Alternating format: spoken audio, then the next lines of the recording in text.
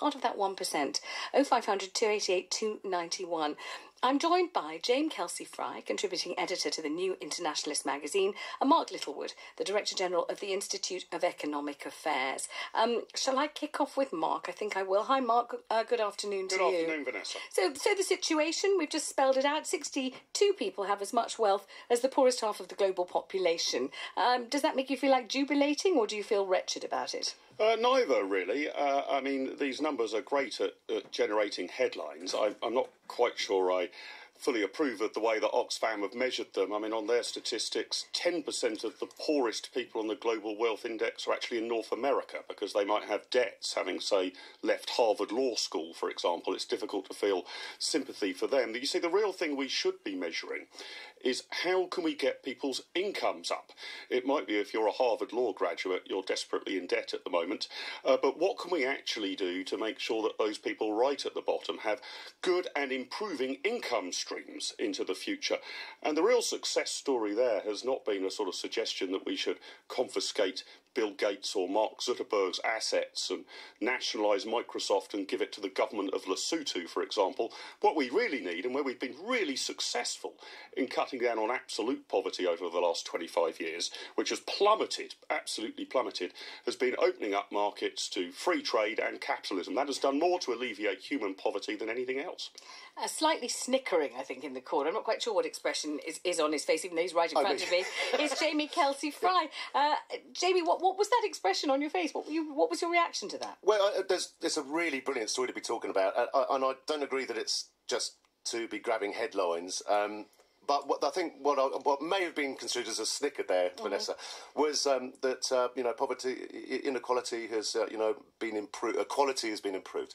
In the 70s, we had the Big Bang situation that's between Margaret Thatcher and Ronald Reagan, and you had this great deregulation. So on one side of this conversation, you've got Mark Littlewood, who represents the International Institute for Economic Affairs. So he's obviously going to be saying neoliberalism and capitalism as it exists is fantastic. Trickle down is real. It's all brilliant. Keep the system as it is. We're going to really fight for more people to kind of be pulled up by their bootstraps so that they have the opportunities. Just absolute fallacy. The absolute reality is some countries didn't make that political decision. For example, the Netherlands. They have a much more powerful, much more equality. If you have more equality, you have a much happier, greater sense of well-being in the country because all the services are being dealt with. There's no need for cuts. You may have people who are far richer, but there's a much less of a gap. The gap in this country is historically just off the record. Off the scale. So to be complacent about this report and kind of go, well, the statistics are finally questionable and stuff like that. It's absolutely no longer acceptable. Well, hang on. I mean, in terms of net wealth inequality, Sweden is a much less equal country than the United Kingdom. When Oxfam talk about the United Kingdom, they talk about the trends. In fact, the measurement in Jargonese, the Gini coefficient, if you look at that within the UK, hasn't really changed very much for a quarter of a century. And I think the real question for us, is it inequality that we're worried about per se, or is it poverty? Because if you actually look at poverty, I mean, I don't mind if lots of billionaires have yachts, as long as we're actually tackling poverty, absolute poverty at the bottom end. Okay. And the numbers there are fantastic. I mean, extreme poverty has halved since 1990 across the world. That's really good. One obvious way to address it, Mark, and I'm really interested in your reply to that. An obvious way to deal with poverty is to stop this ludicrous situation of tax avoidance. That's the absolute heart of it all. Let's not bring tax avoidance into this. Let's that would deal with poverty immediately. But let's answer his question. Is it poverty that concerns you? Or is it inequality?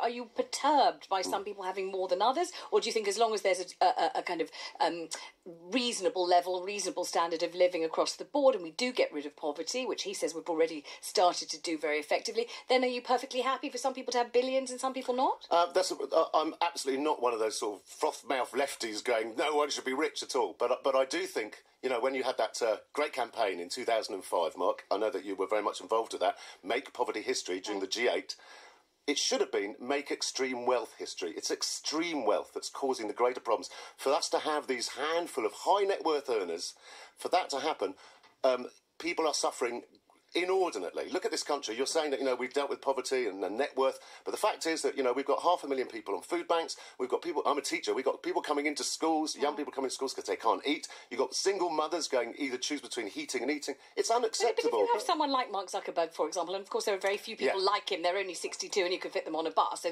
he's a rare cove, isn't he? There aren't many people of his ilk. But if you take him, for example, he creates and invents a product that the world needs and wants and makes a great deal of money on the back of that product, which employs people. People want it. How is he making poor people poorer? When you say, he's got all this money and there are other people starving, how can this be? Why is the fact that he's very rich, why does that in any way harm anybody else? Well, there's an obvious reason. Microsoft's use of offshore subsidiaries, this is a report in 2012 by the US Senate, Microsoft's use of offshore subsidiaries enabled it to avoid taxes of $4.4 billion, okay? That's more than Bill and Melinda Gates' annual grant of $3.6 billion. So they're avoiding more money than they're giving out. So you've got to address that. Jamie, if we look at the amount of money that many of these exceptionally wealthy individuals give away, literally billions of pounds for charitable causes, does that make it okay that they have so much money? I think philanthropy obviously is a fantastic thing, and in fact our city is surrounded by beautiful buildings that have been built by philanthropists, but there is no democratic control over what Bill and Melinda decide to spend their money on, or Zuckerberg decide to spend their money on. A great report that's just come out very, very recently from Global Justice Network.